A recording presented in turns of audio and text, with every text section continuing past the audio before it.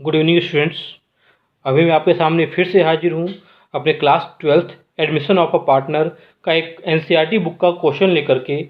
ये question number 30 है।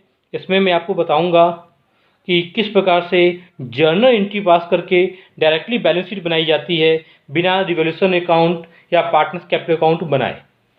तो एक क्वेश्चन है, क्वेश्चन आप ध्यान दीजिएगा।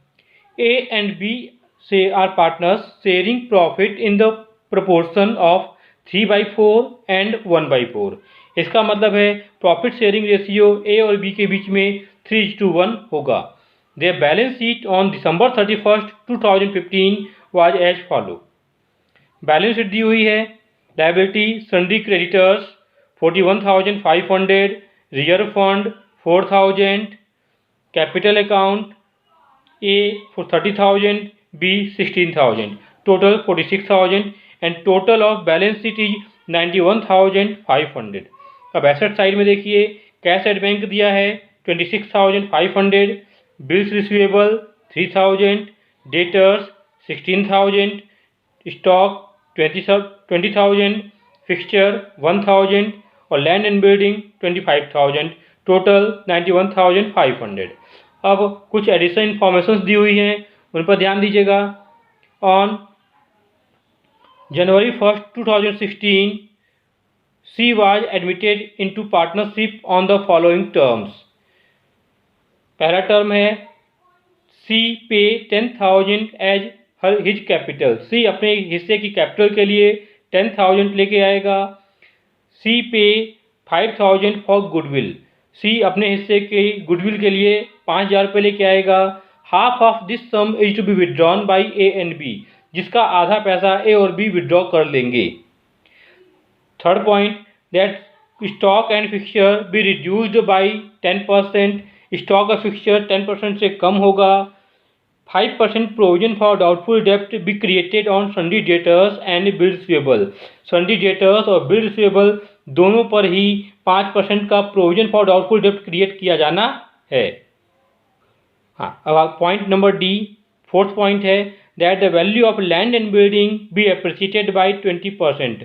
लैंड एंड बिल्डिंग की वैल्यू अप्रिशिएट हो रही है, इट मीन्स इसके ऊपर हमको फायदा हो रहा है। Fifth point, there being a claim against the firm for damage, a liability to the extent of ₹1,000 should be created. Firm के ऊपर एक डैमेज क्लेम था जिसके लिए लायबिलिटी क्रिएट की गई 1,000 रुपये, ये फर्म के लिए लॉस होगा।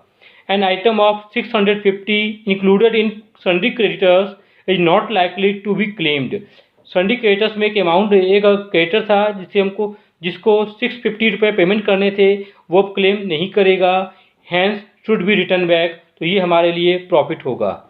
Now record the about transactions journal entry. इन सब ट्रांजेक्शन्स के लिए जर्नल एंट्री रिकॉर्ड करनी है in the books of the firm. Assuming that profit sharing ratio between A and B has not changed, A और B के बीच में किसी प्रकार का कोई रेशियो में चेंजेज नहीं होगा। Prepare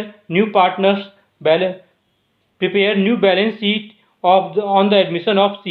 C के एडमिशन के पश्चात न्यू बैलेंस शीट बनानी है पार्टनर्स A, B और C के लिए।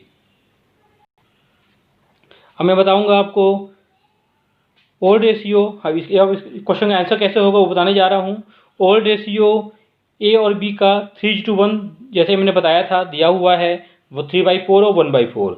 और न्यू पार्टनर सी एडमिट किया, लेकिन किसी उसका शेयर नहीं बताया गया था, तो रेशियो में किसी प्रकार कोई चेंजेज नहीं हो रहा है, तो सेक्रीफाइसिंग रेशियो ए और बी के बीच में ओल्ड रेशियो ही रहेगा जो कि 3:1 होगा। अब जर्नल एंट्री ध्यान दीजिएगा। तो सबसे पहले हम देखेंगे बैलेंस शीट में कुछ reserve, profit loss, goodwill, advertisement suspense दिया है कि नहीं दिया है। तो क्वेश्चन में हमने देख के पाया कि लायबिलिटी साइड में रिजर्व फंड दिया हुआ था 4,000 रुपये का, तो इसको सबसे पहले हम डिस्ट्रीब्यूट करेंगे। Reserve fund account debit 4,000 to A capital to B capital, इनके ओल्ड रेशियो 3:1 में।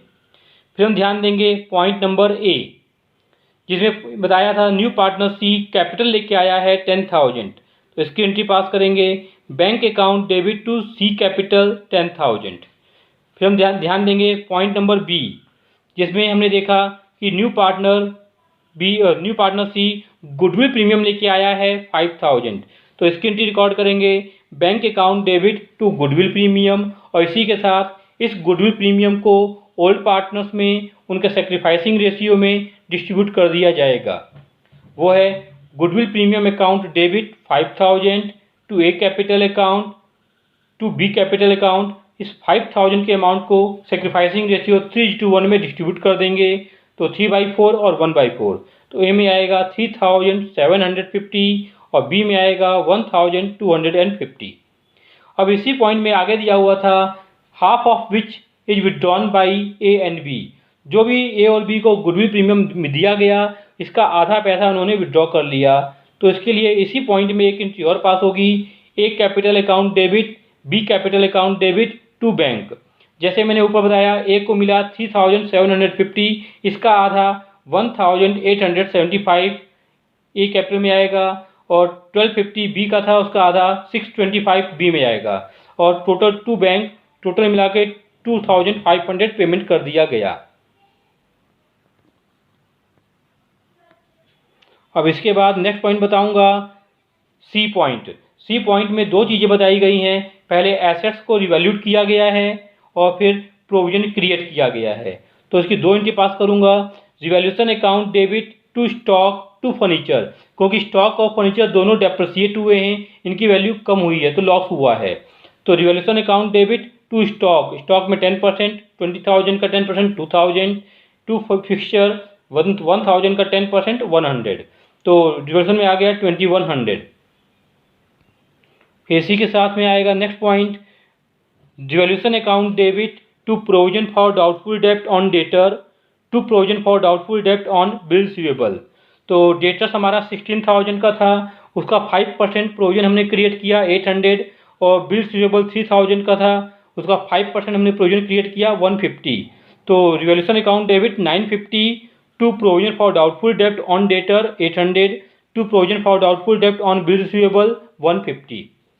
अब हम देखेंगे अपना point number D, land and building की वैल्यू अप्रिसिएट हुई थी 20% से, तो 25,000 का 20% होता है 5,000, तो फ़ायदा हुआ है, तो उसकी एंट्री रिकॉर्ड होगी land and building account debit to revaluation account 5,000।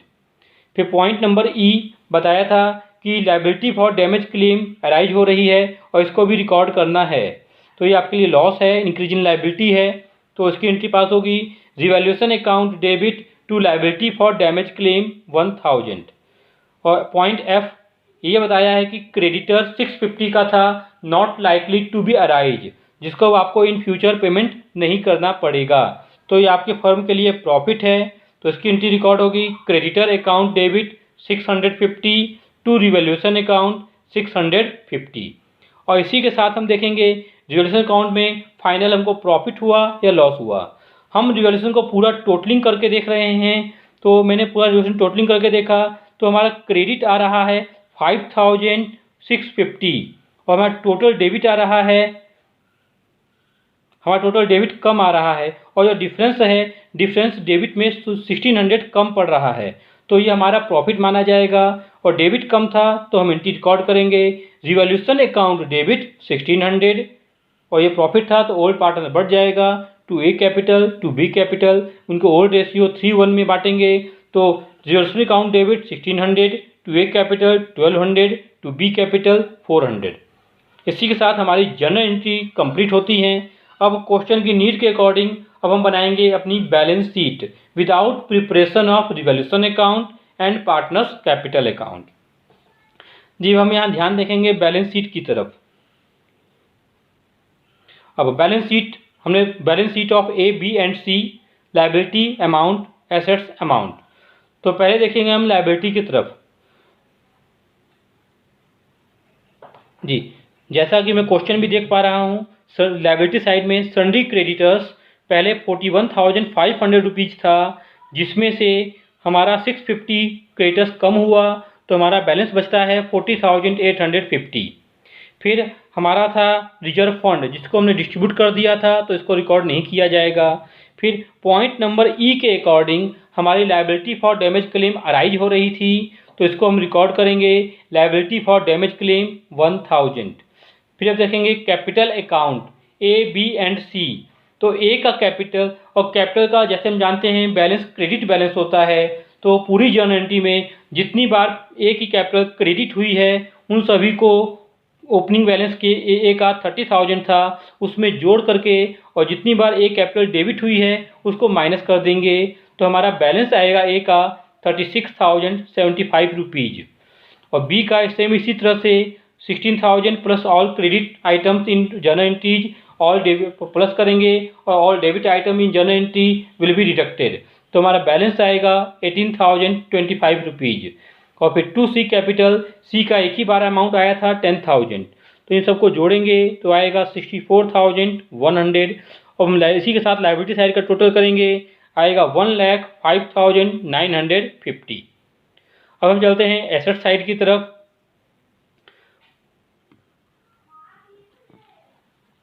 हाँ, जैसा कि एसेट साइड में मैं देख रहा हूँ कि कैश एट बैंक पहले से 26,500 था, तो इसमें हम क्या क्या ऐड करेंगे। जो न्यू पार्टनर सी कैपिटल लेके आया 10,000 और new partner C goodwill premium लेके आया 5,000, इन दोनों वैल्यूज को ऐड किया गया है। और जो ओल्ड पार्टनर ए और बी उसका आधा पैसा विड्रॉ कर लिए थे 2,500, उसको माइनस कर दिया गया, तो कैश एट बैंक का बैलेंस 39,000 आता है। फिर देखेंगे हम बिल रिसीवेबल 3,000 था जिसमें 155% प्रोविजन मेंटेन किया गया था, तो हमारा बैलेंस बचता है 2,850। फिर देखेंगे सन्डी डेटर्स हमारा 16,000 था जिसमें 5% प्रोविजन माइनस किया गया, तो बचता है 15,200। फिर अब देखेंगे स्टॉक हमारा 20,000 का था जिसका 10% रिड्यूस हुआ था, तो बैलेंस बचता है 18,000।